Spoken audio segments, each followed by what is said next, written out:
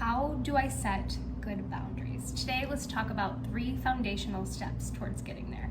In the last video, we talked about trauma bonds. What are they?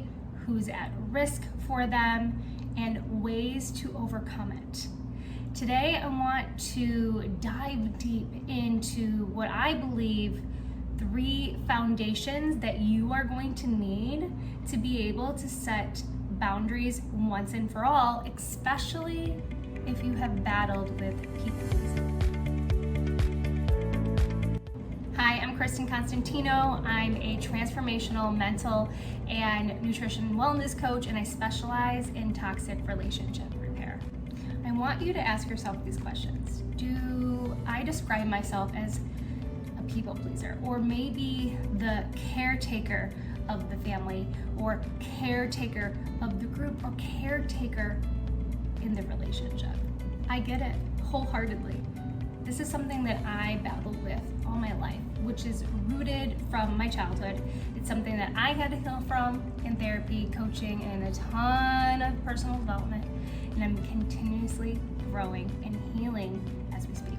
You see, my friend, being put in the category as a people pleaser, they have so many incredible gifts. So if you identify with this, I want you to know you are a very special and beautiful human being. I believe that with this gift and learning how to set the boundaries, you can truly be unstoppable in so many areas of your life. Like anything, in order for something to operate efficiently and effectively, we need a foundation.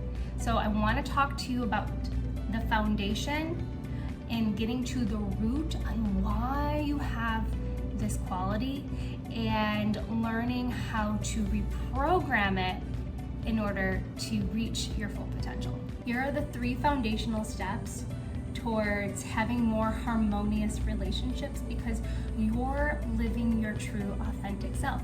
You're setting the boundaries on not having the feeling, because you have to take ownership here, not having the feeling of being resentful for being walked all over yet again. Step number 1, discover when it was. Scale back, go back in time for the first time where you felt like you had to be a people pleaser, and even uncover why. Now, this is going to take space. Therefore, I highly recommend setting a timer for 10-15 minutes in a quiet area where you can be alone and reflective. For me personally, this was probably the first time I remember was probably around 9 or 10. And I felt the need to please my mom when she came home from work. So I would constantly be organizing things and cleaning up the house so I'd get that recognition, and I'd make sure that she was coming home happy. My mom was an amazing woman, but she also had a very hot temper. So I wanted to make sure that the household was even keel and happy, loving, and at peace. So I'm going to talk about what type of belief I gained from that in step 2. Step number 2, once you discover where it came from, maybe why you decided you wanted to be this people pleaser and develop this codependency in relationships, I want you to think about the belief that came from this experience.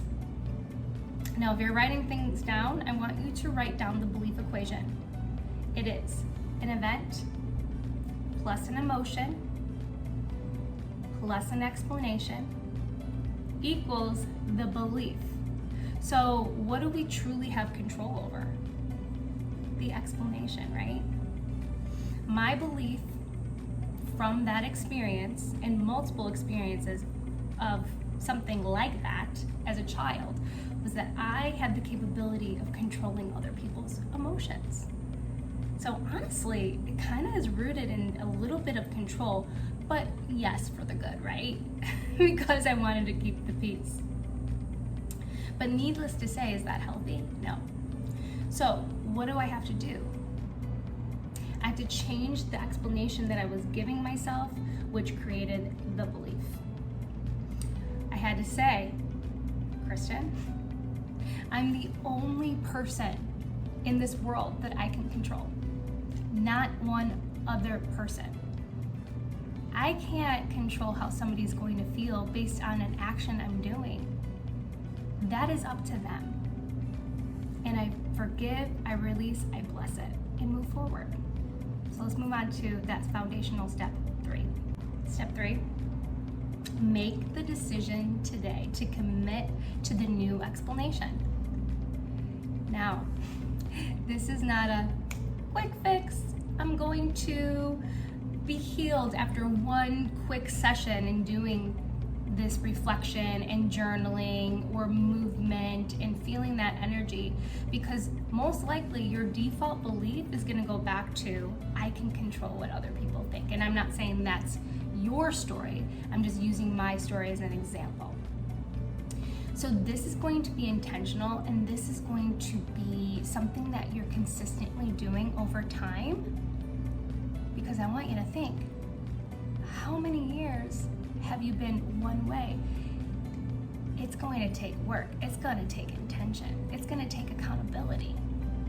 So stick with this channel, stay plugged in, get involved, join my community. I'm here to help you. I'm here to guide you down this path of healing and empowerment. One thing I want you to recognize when it comes to people pleasing.